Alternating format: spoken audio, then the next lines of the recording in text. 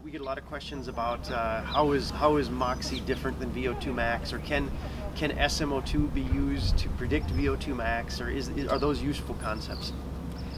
Well, the concepts are at least interesting. Mm-hmm. Whether they're useful is a lot of discussion.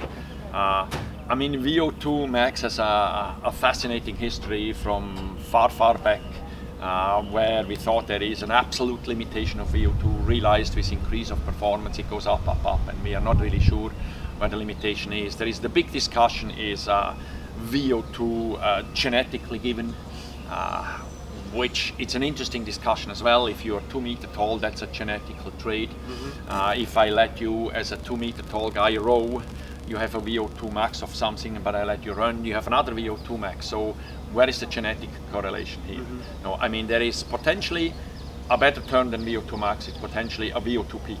Okay. No, you do a test, and so when people ask us, can you do VO2 max test, you say, well, I'm not sure whether I can do it.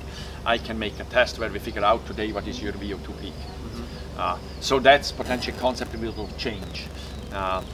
When you look from a practical point of view, VO2 testing has a lot of benefits.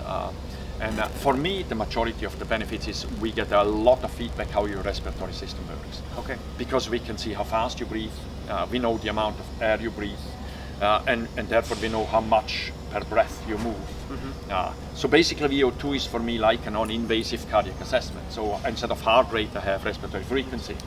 Instead of having stroke volume, I have tidal volume. And just example we had with playing with your breathing is an interesting point. And if we believe we can play that, then everybody who's doing a VO2 test should play during a VO2 test with the breathing. Mm-hmm. And then they can see how breathing really has a dramatic influence on what the result of the VO2 is on your computer. So now what I would suggest to people who are critical about the new technology, I would not throw, like some people say, the kids out with the bath. Mm-hmm.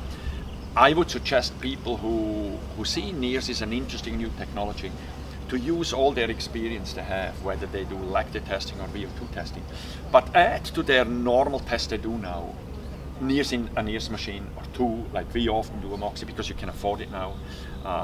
And then just start very carefully. You may not even have to tell to your customer what that is. Mm-hmm. Just see, what do I read more out when I add a NIRS to it? Do I read more out? Do I get some more questions, which for sure is the case? Mm-hmm. And one of the first questions you actually will get when you combine that is the dramatically difference at the start of a workout. If I work out cold turkey now, I put you now on a treadmill and you run 8 kilometers an hour, so not super fast but not super slow either. Mm-hmm. You have a completely different response. When you put a NIRS on your leg, you see immediately a drop in SmO2.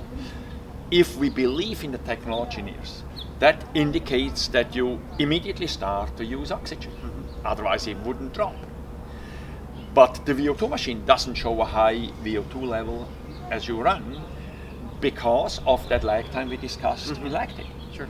It takes a while for your body, and we discussed it in another part, the step length of a step test. Mm-hmm. It takes somewhere between 3 to 8 minutes, depending how your body and your system reacts and potentially the state of the day, till you actually have your team working again as a team approach and not an individual guy.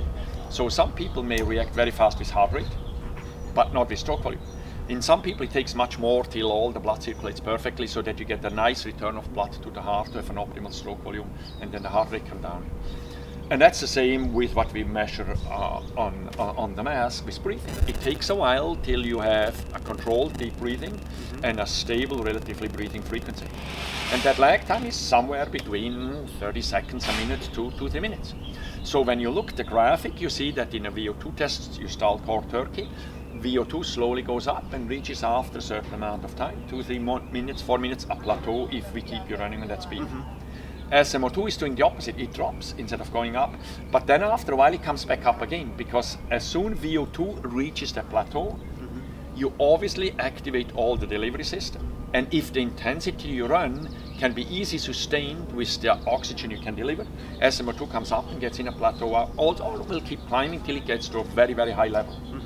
So there is a connection, but there is again the disadvantage that when I look the feedback I get with NIRS, I have it faster, And sometimes it looks confusing, the opposite, but it's not when you go back and think about the logic of the limitation of the equipment.